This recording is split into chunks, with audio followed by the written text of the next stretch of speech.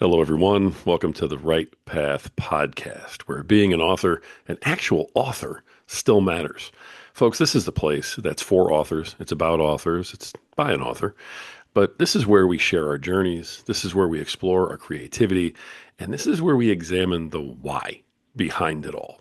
Folks, our guest today, great guy. Already enjoying talking to him. Can't wait to hear these stories behind all of this.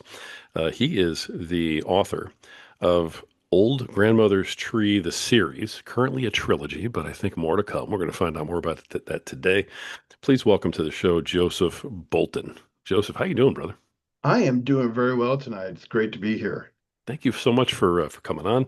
We were just sitting here talking about how it's kind of evening time for us, but we're making it happen. Right. Joseph, I can't wait to hear all about this whole thing. I mean, the story sounds amazing. Sounds like there's a ton of backstory to all this.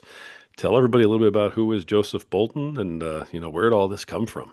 Okay. Well, my mother's family is French Canadian up in Pawtucket, and there's many of us out there. And as a child, I was always curious about where we came from, and I would ask questions about this mythical land called Quebec. Where we come from, and back in those days, before internet, before we had all these DNA tests, before we had all these tools we have today to research our family tree, you can only get as far as your grandparents, and after that it was just kind of this mysterious kind of cloud back there. Don't know what happened, but I always was curious about it. And later on, when we did get these tools like the DNA tests and ancestry.com, I just dived right into it because I wanted to see where we connected.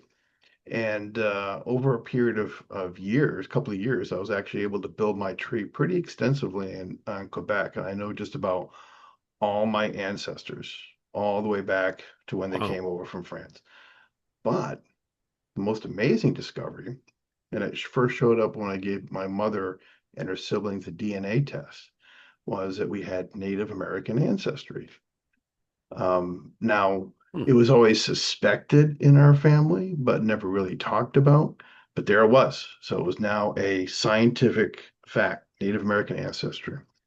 So Wow. I Do you know spent what tribe two, that was or anything? I'm just oh, curious. absolutely. It took me a couple of years to find them. And I found at least four, I call gateway Native American ancestors. Because I don't say I only have four Native American ancestors. That's not true. Because if you find that first Native American ancestor, all of his ancestors are also my ancestors. So I have thousands of them. So Yep. that's why I say gateway. It's like Sure. it's the one you get through. But you're really interesting people, the ones I do know about. Some are a little bit more mysterious. One was Matagawando. He was a Penobscot warrior in the Hmm. 17th century. He burned York, Maine to the ground during the King Philip's War. And Hmm. so he's one of my ancestors. I also have a Mi'kmaq from Nova Scotia, and that's very common for a lot of French Canadians. And perhaps even yourself, you may have a Mi'kmaq ancestor Hmm. in your background. I'd say it's probably about 50% chance that you do, depending when your family Wow. came in. So there's one. And another one was a real kind of a more of a most mysterious was in the mid late 1700s, an Indian child was taken from Missouri by the Jesuit priests, sent back to Quebec and adopted by a Quebec family. I don't know what tribe she is. All I know about her is that she was literate, but her French husband was not Wow. because she could sign her name. Other than that, I don't know any of that. I think she may have been Osage based on circumstantial evidence. So those are some of them. But the most important one I discovered was a woman who lived in the mid 1600s. Her name was Mrimite Wiawagwe, and she was an Algonquin woman. And her story was very incredible and inspiring. And that is the core of the old grandmother's tree. In fact, she is the old grandmother of the old grandmother's tree. My goodness. I mean, I knew it went back a while just from, reading up on you and doing a little bit of research, but I had no idea. We were talking 16th century for crying out loud. I mean, you have done the work here, man. Oh yeah. Yeah, but a lot of other people have done the work. It's just a matter of you going out there when you research your tree. You'll find that there's a lot of other people who have already done your cousins, your third cousins, your fourth cousins, going back a couple of great grandparents, you'll find they've already done that work and it's there and already documented. And you just kind of tie into that.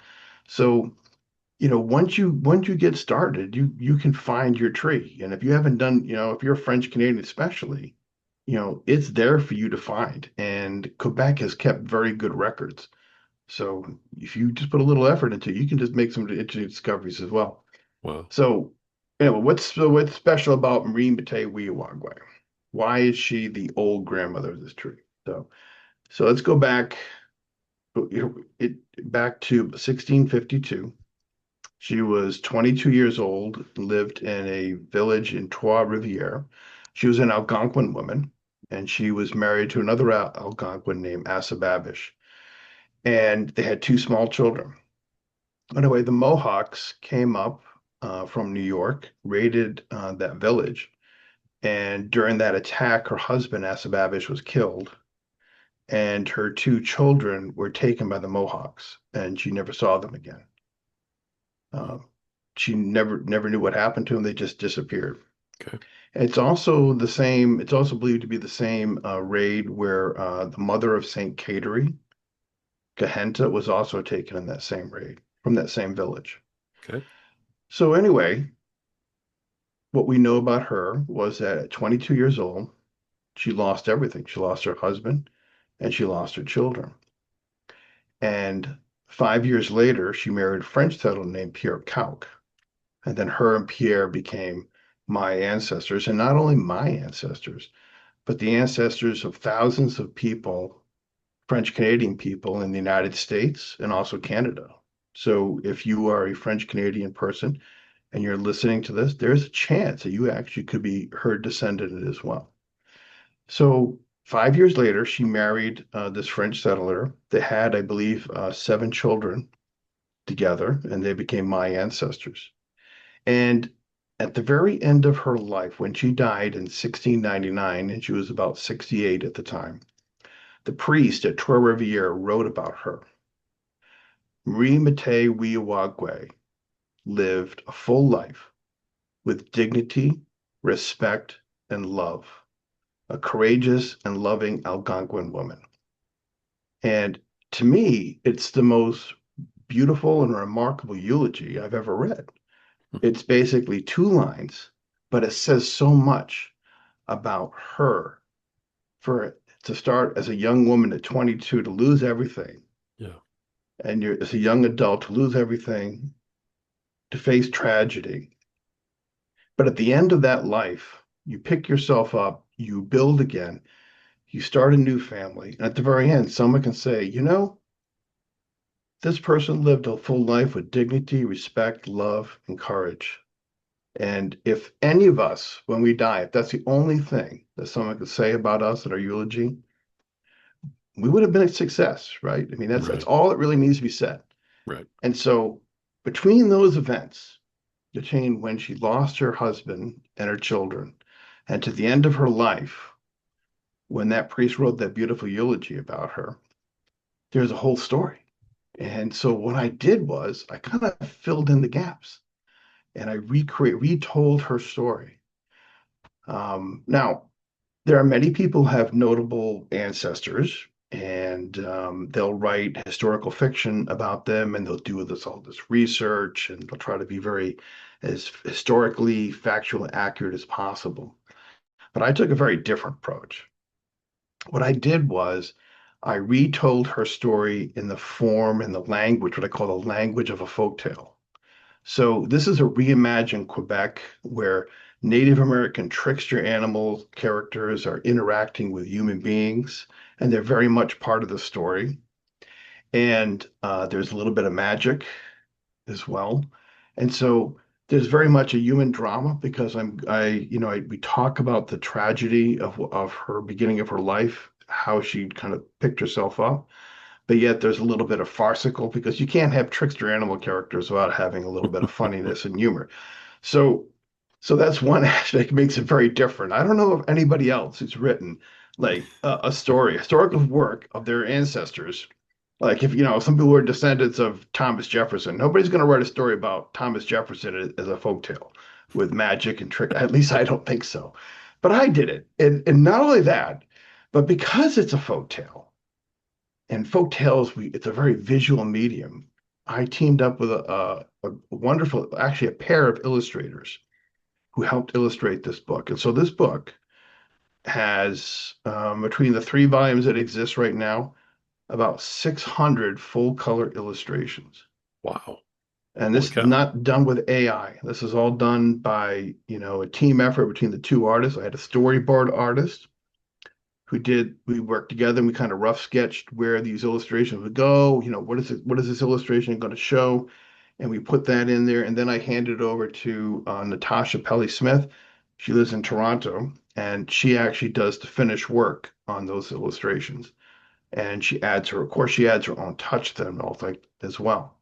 So we have this very weird book. And that's why I describe it because it can't fit into a neat category. Is it a children's book? No, actually, I mean, some children can read it, but there's kind of adult themes in here too, Yeah. about tragedy and loss, and a lot of adults love the book. Um, is it mythology? Well, a little bit, but they're original stories. They're not retold ancient stories. Is it historical fiction? Well, it's a little like historical fiction. So, in fact, it's so weird that early on this developmental process, all I had really had the story and I had the cover. I had no the illustrations done, and I showed this to a independent bookseller. And I described the concept to her really briefly, and she looked at me and she says, "Well, I hope you had fun doing this because it's going to be an utter disaster. It's going to fail." Because what? Because what the Oh, hell is man. this? I'm like, and I'm like, you didn't even read it. You just literally just judged it by its cover because that's all you have. Holy And cow. but it's weird because the people know how to deal with it. But every person that gets a hand on this book loves this book. Every person. I Wow. never gave it to that bookseller though, so she doesn't count. But She just saw the anyway, cover. Yeah. yes, of Right. course not. But yes, but everyone who gets a book, they go like, "Oh, this is so different from what I expect," and they think, okay, well, also there's a prejudice, of course, and a lot of people know prejudice against self-publishing. Right. Sure. Yeah. So that's one thing. When I worked with Natasha, and I worked with an editor out in Montreal, and I worked with a translator to get it translated in French, even though I do know some French. So we made sure that we put together a top-notch product because I knew that because of what it's going to be facing an uphill battle. I think that's job number one as an author. If you're really serious about what you're doing, Hmm. you got to make sure it's perfect. You got to put the time in and you got to put the money in, and you can't do it all by yourself.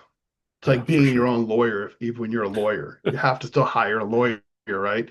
Right. So you hire an editor. I hired an editor. I had people read the story and give me advice and make changes and make it better. I mean, even though as authors, we always think our first draft is like, perfect and beautiful, and we're ready to kind of bow down and worship it, but it needs a little work.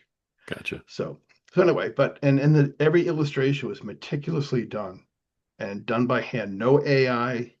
We all do it the human way. I'm a firm believer in that. Yeah. And so it's a good book. So it's an excellent book and it's a high quality product. So anyway, Nice. that's the short of the story. I've been talking Nice. already for a lot. Let me just I catch my breath. I'll let you ask some questions. I love the story. Now the idea to tell it as a folk tale. Mhm. This is something it sounds like you were doing folk tales or something of that nature prior to this, or did you just decide, hey, I'm going to take up telling folk tales with this book for the first time ever Well, right now? actually, as a kid, I always loved folk tales.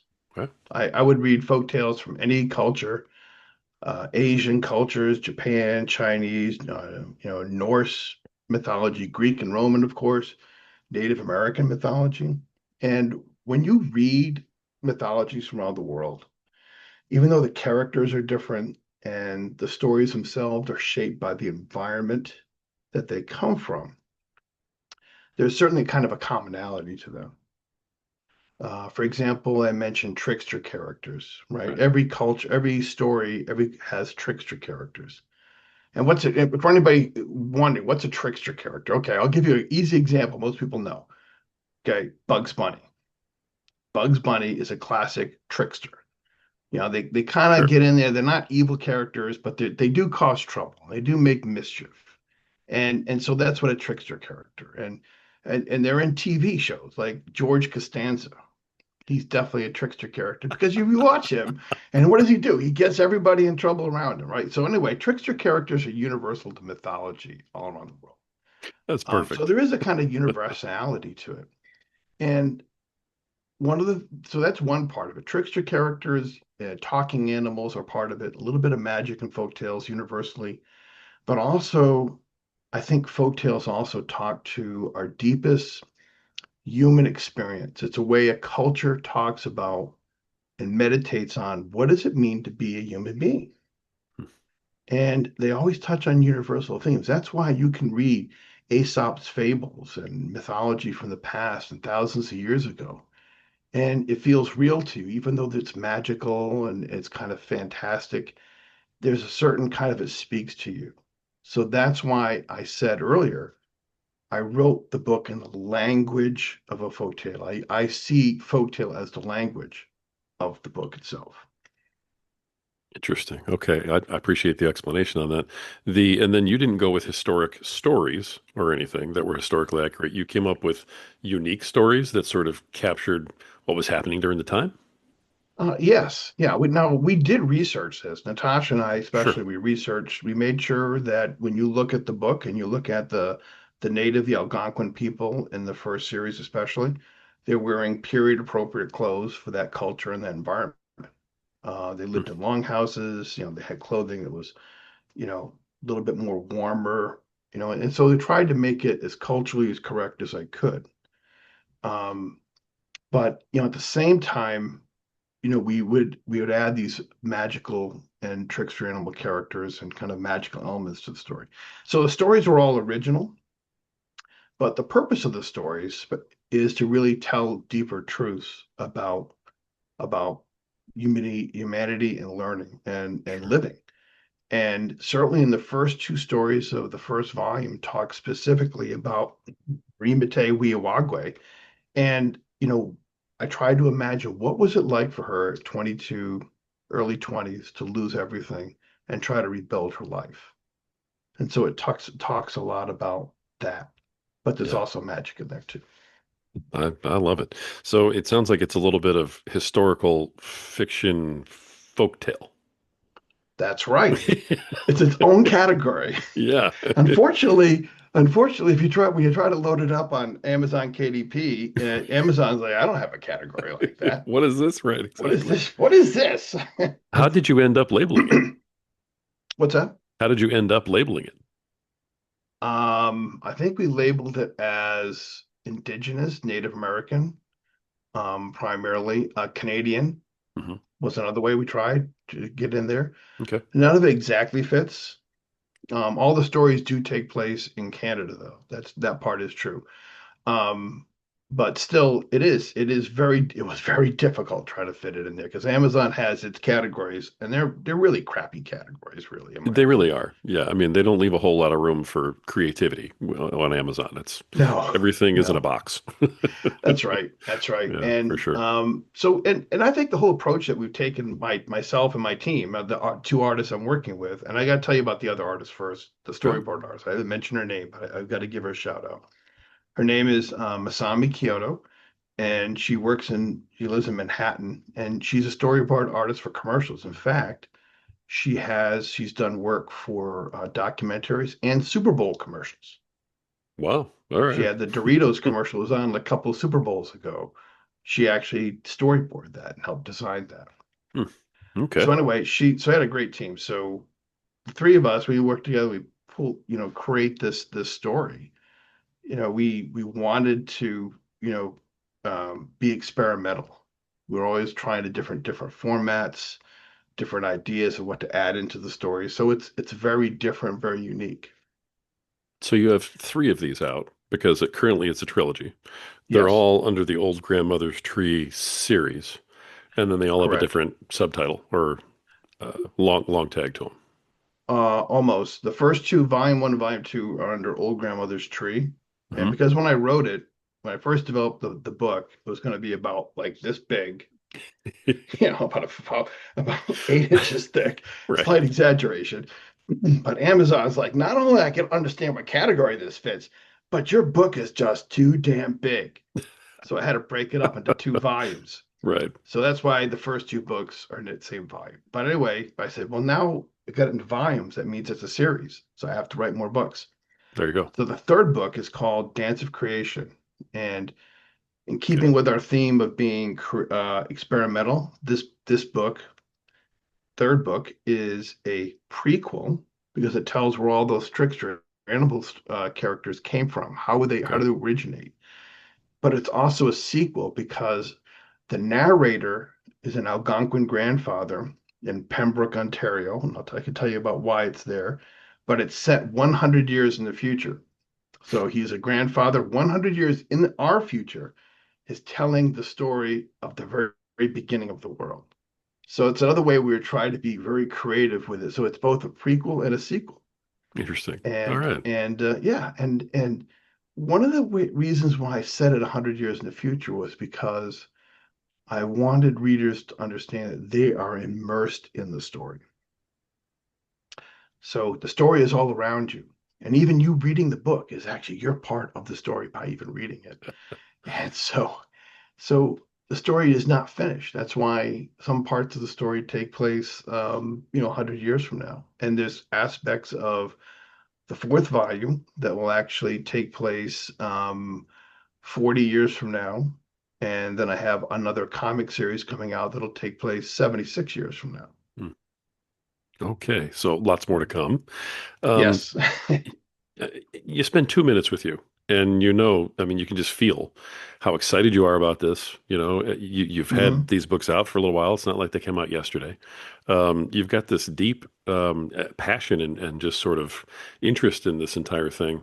What what was it that appealed to you so much about this story, about this particular ancestor, that made you want to just like dive into this trek of, here come four books.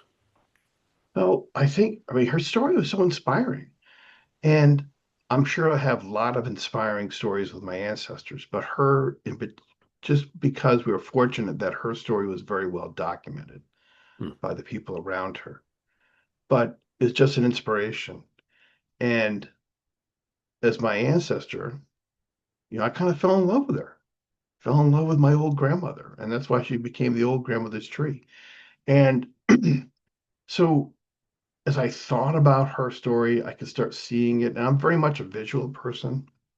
Okay. As a writer, I start seeing a story visually as a movie in my head first, that it plays over and over again. And it changes a little bit until it reaches a point where I have to put it down, like write it down. So that's the same thing with hers. I thought about her. I could start seeing, well, what was it like for her to lose everything? What was it like to start over again? And it all kind of came together a little bit at a time. And I added the trickster animal characters because they serve as kind of observers of the story. They participate in the story, but they're also observers of the story as well. They're not human beings, so they have a different perspective and they can kind of comment and they kind of complement the people and how they feel and their own emotions. And also the other aspect that makes it really good about using these trickster characters is that they're nearly immortal. So they're at the very beginning of the story, the very dawn of creation where they're created. They're in the middle of the story during the 1600s. And when we get into the 21st century, the 22nd century, they're still there. So I think that's how it started for me. It started with her, and then Wow. I realized just I could branch off from there, and you can create all kind of stories. You can talk about her descendants, you could talk about her ancestors, and you could bring those trickster animal characters in any place of those stories because they're immortal or relatively so. That's incredible, man. That really is. Whenever we're writing a book, and you mentioned inspiring, so this kind of made me want to go to this question here. Hmm. Whenever we're writing something, we're more often than not, we're writing something to someone, or we're writing it for someone, or at the very least, we have someone in mind that we're sort of Hmm. speaking to. Um, who did you do this whole project to or for? I think initially, I wrote this for my lost French Canadian brethren. They would say I'm lost because I'm down here south of the border. But it was my love letter to Quebec and to French Canadians in Quebec. It was my way to say, hey, I haven't forgotten you. I haven't forgotten where I come from. And that's where it started. But that's also shifted as I've worked on the story. As I mentioned, the third book takes place in Pembroke, Ontario, and you say, "Where is Pembroke, Right. Ontario?" Right? It's like it's on 2 hours way past Ottawa. So we think about deeper into Canada into Ontario. But so anyway, knowing that Rimete Wiawagwe, the old grandmother, is Algonquin, I reached out to some of the Algonquin communities, just did an internet search, and I did a cold email, says, "Hi, I'm Joe Bolton. I have an Algonquin ancestor. And oh, by the way, I wrote this really great book about her, and I'd really love to connect with you and meet you." And guess what? They reached back and they said, yeah, come on up and see us. So I drove 8 hours up to Pembroke, Ontario. I Wow. met Paul Latteroute, who is the administrator designated of the Golden Lake, Algonquins of Golden Lake community up there. I gave him an early draft of the book, and he's like, this is great. I love it. And this is great stuff. And they really have embraced it up there. That's And he amazing. said something to me that really changed my perspective. And we were talking about what does it mean to have status as a Native American, or Hmm. what does it really mean? Because most people are mixed to some aspect. And he said to me, and Natasha actually was there with me, but he said, from our perspective, we don't worry about percentages. So if you can document your ancestry to an Algonquin person, you can clearly document it all the way through. Then from our perspective, you're an Algonquin. And I think it was kind of an eye opener for me. 'Cause I never thought of that way. I always thought of this as something in my past, but I didn't really have a connection. I felt like I had a much stronger connection with the French Canadian community. But to be kind of embraced by the Algonquin community as I have, it kind of gave me a different perspective. So, especially the book that's coming next, which talks about the end of Rimete Wiawagwe's life, it's really going to be addressed very much focused on my Algonquin part and the Algonquin heritage. So I'm writing that book for them. Wow. I love the answer. Thank you for digging, deep like that too. This journey for you. I mean, you know, I talk a lot in my podcasts and another Mm-hmm. when I do public speaking and stuff about the words have power and the power of the written word. Still even Mm-hmm. today when it's authentic like that, and there's no Chat GPT or anything, changing it. Mm-hmm. The power of the written word has, I mean, obviously added and changed so much in your life. I mean, you've had entire communities come open and accessible to you through this whole thing. What's that been like? Oh, it was an incredible experience to actually go up there. And so I went there in November. When the books were complete, I was there just this past November. I actually gave a brief talk, introduced the books. I got the books included into the Pembroke, Ontario Library, the public library in Pembroke, Ontario. So, Congratulations. yeah, it was great. My first library. I got a few in New England. So there's one right there, kind of embraced on that. And then I didn't mention this, but I've made friends with the caretaker of the St. Cateri Shrine in Quebec. There's a St. where her tomb is in the Mohawk Reservation just south of Montreal. And in fact, I have the books for sale at their boutique at the shrine. So they're for sale there. And I have, That's amazing. yeah, so I made friends there and connections there. So yeah, maybe you're kind of touching on it, but I think writing this book was very transformative, not only for the people who read it and going like, oh, I can, I this book means a lot to me, and I can sort maybe I need to be looking into my own heritage, but Mm. it's transformed my perspective on a lot of things as well. And again, opening up those communities, it's just an incredible experience. I and I've met all kind of people. I met a Jamaican woman, and I stayed at her. She has this new. She bought this old mansion. Get this. This is the really crazy part.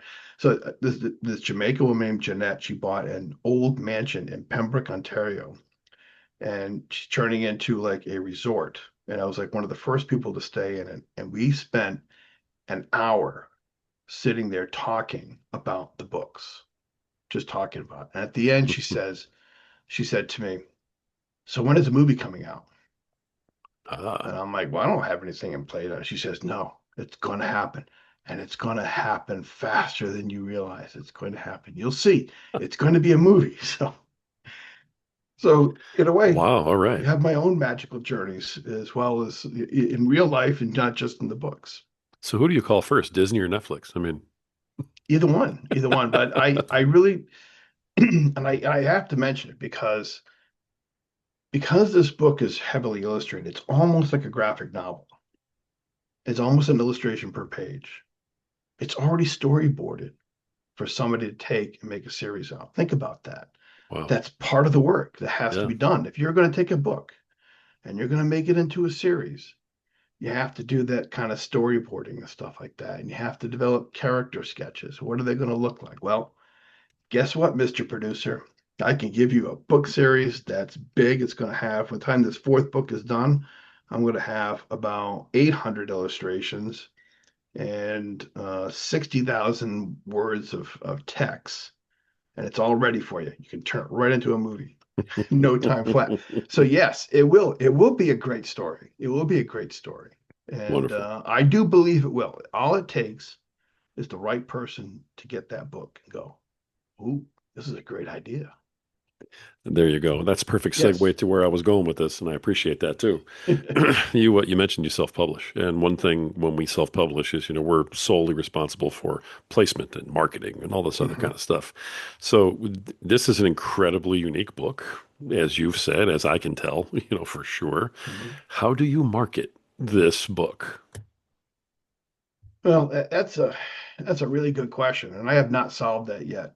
Um, I the first step of marketing, and I mentioned this earlier, is you got to make sure that your book is perfect. Hmm. That's you can't have grammatical mistakes in it. If you do find one, you got to fix it. It's just got to be perfect. You got to make sure that what you have is not just half-assed. Okay, so it's perfect. That's step one of marketing. The second thing is you can't just put it out there and lo and behold, magic happens. It just isn't going to happen. Right. I've gone to stores, bookstores to get the books, and I've got that in there. When I've gotten the books into libraries, I've actually had to go to the library and hand the book to somebody who can make a decision saying, this is a good book. Look at it, put it into circulation. You can't just reach out there and just do that. Even getting the books for sale at the um, St. Catherine Shrine in Quebec. I went to that shrine and I showed the lady the woman who's running that shop. I said, I have these great books. Would you like to have one? I was just going to give it to her. And she's like, I'll take that one, but if you have more, I'll sell those. And so I just gave them to her. I didn't sell them to her. I just gave them. And actually, I've given away a lot of books. And then people say, you shouldn't do that. Well, it's advertising. That's the way I look at it. Sure. You could try to spend money on a radio or TV ad or internet ad, or you can just get the book in the hands of people. And that's probably Right. that you have to, but you have to put the effort in and that you have to put a lot of work. Otherwise, if you don't really care, nothing will happen. And you're just happy to have a book. Say you have a book in Amazon and that's all you're going to Yeah.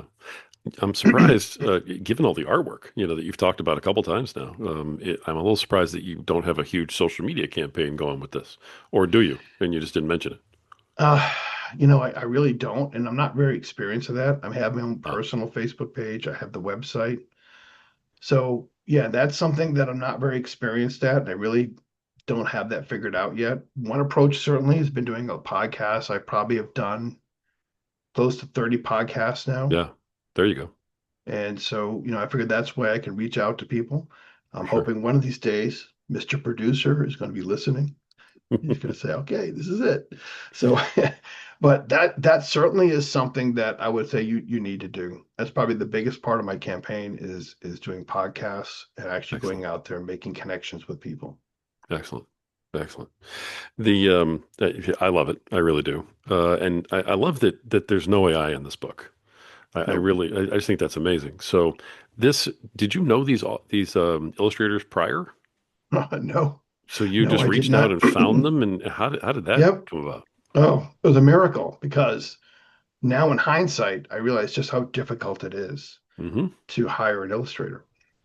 And not only hire an illustrator, but to have an illustrator commit to a long-term project because illustrators hate, not saying Natasha hates working on the book, but I'm just saying in general terms, it's that, illustrators like to go from small project to small project to small project for, because the economics works better for them. So, but anyway, I found Masami first. I just Googled Illustrator, ran it to her. We did a Zoom call. We hit it off. And so she did those initial work.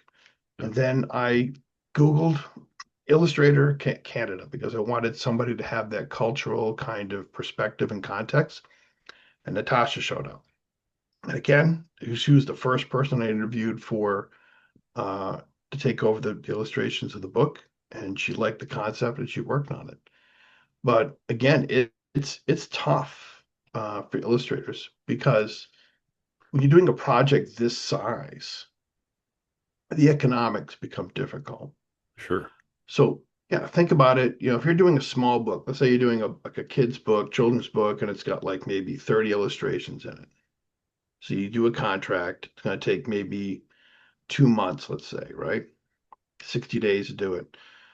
And you do it, but maybe you have to make some changes in the illustration. So that'll cause a little bit of delay. And maybe something will come up in the illustrator says, hey, I got to take a week off for this. So for some reason, and so it gets delayed. It's going to take longer than 2 months. But so what if it takes like 9 weeks, 10 weeks? It's not a big deal. But when you're dealing with a project of this size, those little delays and changes and work like that, it has a cumulative effect. So it really stretches out the project on the other end. Hmm. And that's where the economics comes in because there's more time, you have to put more money into it. Right. So it really is a very difficult thing to do to build a book like this from an economics point of view. So I'm very fortunate to have two wonderful artists who are really dedicated to this book, dedicated as much as I am trying to bring this to life. Nice. Well, and the artwork looks amazing. I mean, it's behind you, so anybody who is on the video Hmm. version gets a taste of it. Yeah, I'll You move know, this way a little bit. You can see. Yeah, see. there you go. So All in right. this particular illustration, I'm going to move this way just a little bit. Okay. Uh-huh. So you see old grandmother there. She's the woman whose back is towards you. And Hmm. you see some of the trickster animal characters. And you see kind of a glowing figure. Yeah. So in this scene, what's actually happened is that Rimate Wiawagwe on her wedding night, this is like maybe early in the morning. She just kind of woke up and she loves looking at the stars. She talks about as a child, she loved looking at the stars. And she meets these trickster animal characters in the woods. And she also meets the spirit of her first husband, her dead first husband who died, who was killed in the attack. Hmm. And so this is him coming into being down into earth at this moment. That's what they're looking at that scene. And in that scene, she's almost apologetic when she meets him and says, "Yeah, I've kind of married again." And he's like, "Oh no, no, no." Says, I'm dead. I'm so happy that you're not going to be alone.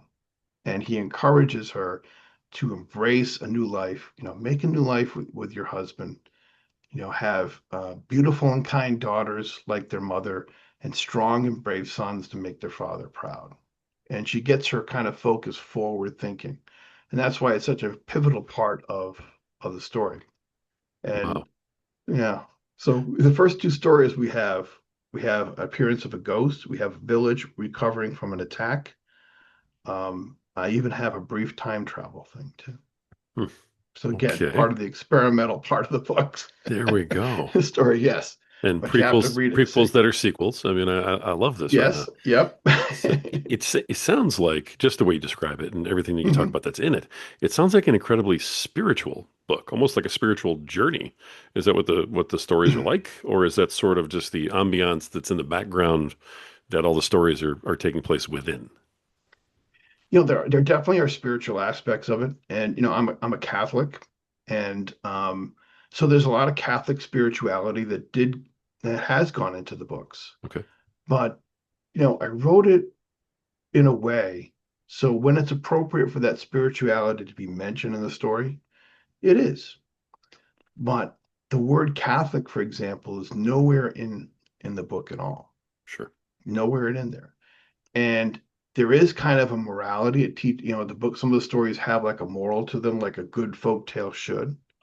But, I don't hit you over the head with it, nor do I hit you over the head with the spirituality.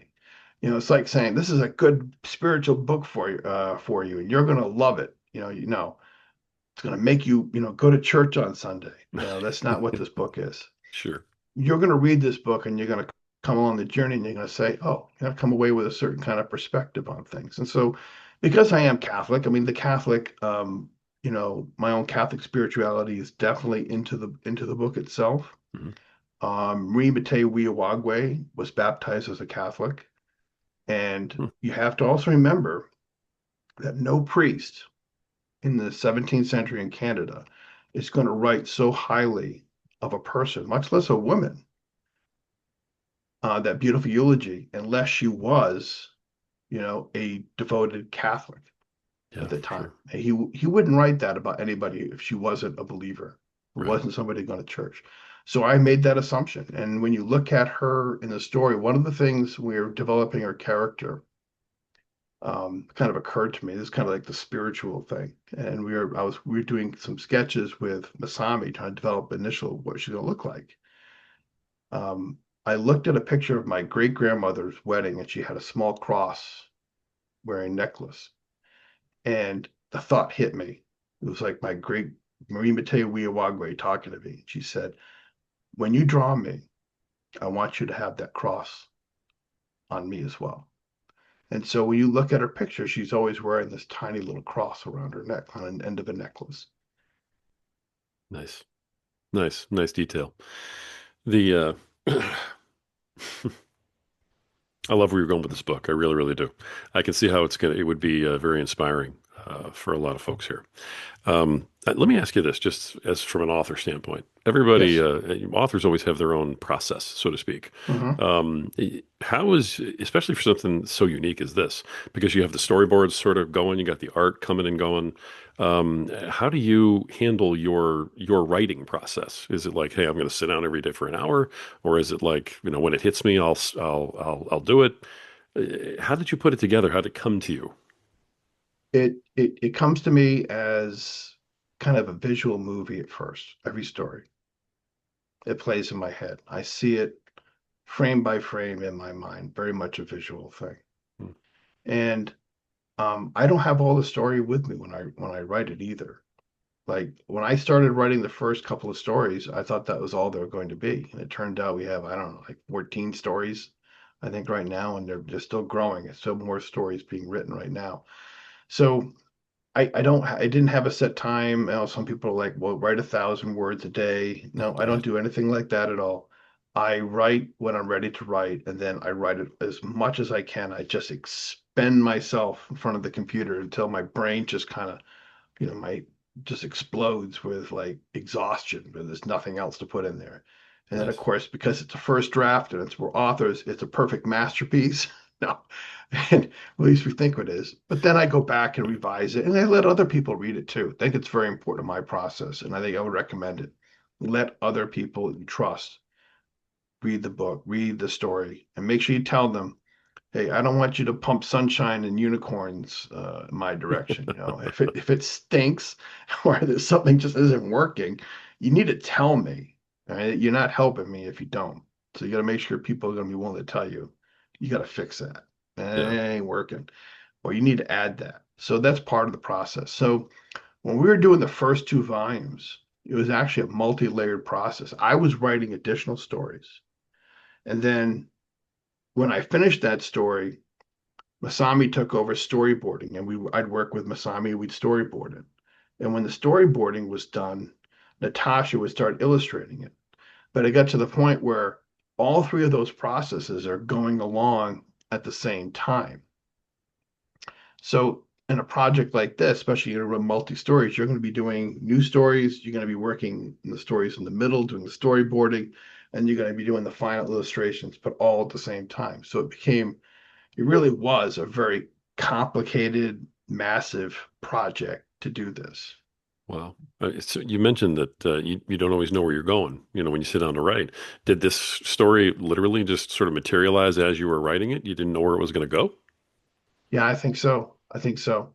Um, yeah, I didn't really plan it. And sometimes like the fourth book that you haven't seen yet, very few people have seen it. But I'm Hmm. very pleased. I think it's going to be the best book of the series, but it's going to be like the last few days of Rimate Wiawagwe's life. When I look at that, my aunt who's read it, she's like 4 years older than me. She's more like a big sister. She read it and says, this is really genius. And I said, really? He says, really good. And I was like, yeah. And I look at it. I'm like, how the hell did I even write that? Where did it come from? And and I think it talks a little bit kind of about the mystery of consciousness and creativity.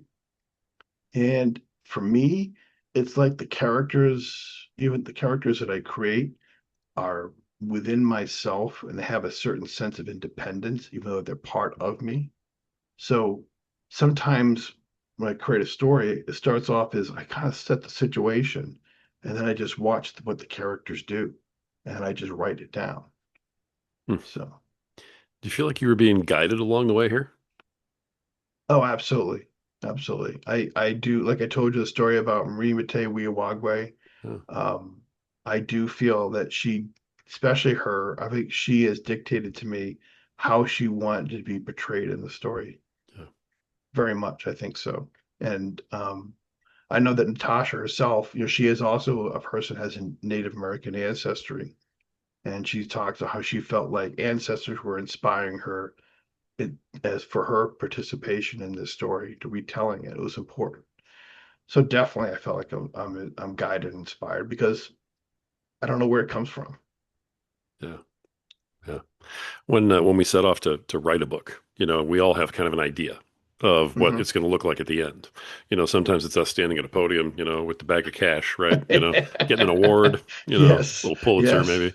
right. But we all have this grandiose picture of what the end of it's going to look like. I mean, you've done it now, and you've done it several times. So, as you look back on that process, what was, I guess, the biggest surprise for you that maybe something you didn't expect or something that was not quite the way you pictured it throughout this process?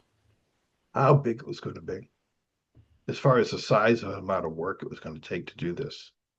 Hmm. It started off as one story, then it became another story, and then it added more. Then the imagination kept going and said, well, these characters could do other things. So I think that's probably the biggest thing was just how much work it took and funding too. I mean, I had to put a lot of my own personal funds into this to make this work. I had to pay the artists, I had to pay them up front, I had to pay for the editors. So I think that's probably the thing that's really surprised me that to do it right, it takes money and it takes time and a lot of hard work. So Yeah, that's what maybe I wasn't really aware of when I started, just how much it was going to take to do it. sure. Sure. It always seems easier in our minds, doesn't it, before we go taking Yes, off? yes, it does. So just so I'm understanding this right, when you wrote, it all out and you had, here's this book and it's, yay big and it's, it looks like, you know, two or three Bibles put together.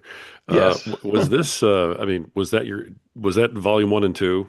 boom, and you released them both? Is that how that worked, or did you spread them out? They How'd you were handle that? released. Yeah, they were because it was originally going to be one book, Oh, and then I told you it got too big, and Amazon said no, mm-hmm. you're not doing that. Nope, nope, nope. So we split it into two volumes, and so they were released in sequence, but they were probably only about a month apart. Oh, okay. Month apart. So because they were written, together, all the stories was just a matter of doing one at a time, getting it set. Once that was uploaded on successfully on Amazon KDP, went to the next volume, uploaded that, got that in there, all set. And oh, by the way, I had it translated into French, so Quebec French. There you go. So there's actually, a French book for each of the English books as well. The next book, the third one, kind of interesting story. If you look at the first two volumes, there's pieces of the third book, just some illustrations, no text of that story in there. And when I started working on what's now going to be the fourth volume, it was originally going to be the third volume. I was just going to add a few illustrations that, how the trickster animals came into being. But then the creative process took over and it became totally something else. And I added a lot of text with these stories. I created this whole mythology, creation mythology to go with the stories. So yeah, the process it never goes in the direction you think it's going to go when you start. Yeah, for sure. For Yeah, sure. No, it's and yeah. you have a big project here. So I would imagine that that probably hit you a little 10x, from the person who's writing a 65-page short story, Oh type of deal. yes, yeah. So I'm yeah, jealous. Oh, you only did 65 pages. that had Yeah. to be something. I love what you did here. Obviously, I can't wait to take. I haven't a chance to read these yet, but I really can't wait because I'm dying to see the art, if nothing else, because it sounds Oh just absolutely yes. fantastic, and I'm sure the writing along with it is wonderful. As we start to kind of wrap this up, because I could just talk about this with you for another hour, I probably. told you I could talk forever. I'm telling you, man, you tell a good story, brother. So, Yes. you really do. Yeah. So, tell everybody, I mean, real quick, let's get the contact info out there. Where can they find it? How can they get the book? And of course, it'll be in the show notes, but I want them to hear it too. Okay. All right. So I would encourage everyone to go to my website, oldgrandmotherstree.com. And in that website, you're going to find my biography, Natasha's biography. You're going to find additional background information about Marie Matei Wiawagwe. And because this book is so big, I have a character Wikipedia, which is kind of fun. And it Okay. probably needs to be updated, but it's good. It's in there too. So, All but right. you'll also find links to buy the books on Amazon, or if you can just go right to Amazon, you can put in Old Grandmother's Tree, or even my name, and you'll find the books there. And if you want to reach me, there is a contact link within the website, but I'm just going to give my email out. I don't care if people want to reach me. You feel free to. It's Bolton, JE364 @gmail.com. And if you're French Canadian or you have a question about this, or maybe you're also, that you're a descendant of Rimate Wiawagwe, reach out to me. I'd love to hear from you. Man, awesome. That's fantastic. As we kind of wrap this up, Mhm, you are a published author. Okay, you have done this. You've done it multiple times. You've learned a ton. You've given out several pieces of good advice as we've been sitting here talking. But mhm. we have a very large contingent of authors listening to this show who are wanting to be published, who are waiting to be published, who are on their way to being published. And so, one Mhm. thing I like to really ask folks who have made it, like you have, to actually being published, is what's your best piece of advice, for the folks who are out there and aren't published yet? Well, the most important thing is make sure that your book product is 100% correct. Make sure it is top notch and professional, and be prepared to put the effort in to make that big. If you're going to publish on Amazon, don't half step it. Make sure that it's indistinguishable from something that comes from, whatever random house or whatever big publishing house. Make sure it's perfect. That's the best advice I can. If you're at the stage of getting ready to publish it, make sure everything's up top notch, and be prepared to spend money and time on it. Great advice. Great advice, brother. I appreciate that. All right. Well, author of the Old Grandmother's Tree Mhm. series, currently a trilogy with more to come. The new book is coming out in 2027. Yes. Yes, it's going to be called The Water Song. Okay. Beautiful. All right. Folks, author Joseph Bolton. Joseph, thank you so much for coming here today, for just telling everybody the whole story behind the book and sharing all of that, personal stuff that you did and your journey. It's been really amazing talking to you, and I can't wait to read the book, brother. Oh, you're going to love it. Thank you. Thank you. All It's been right. a lot of fun being on the show tonight. Thank you. Thank you so much. Folks, that's been another fantastic episode of the Right Path podcast where truth still matters. And like we said before, words still have power. Folks, so this is a place for authors who know that every page is a step forward. So let's lift each other up, let's dust each other off, and let's all take that step forward together.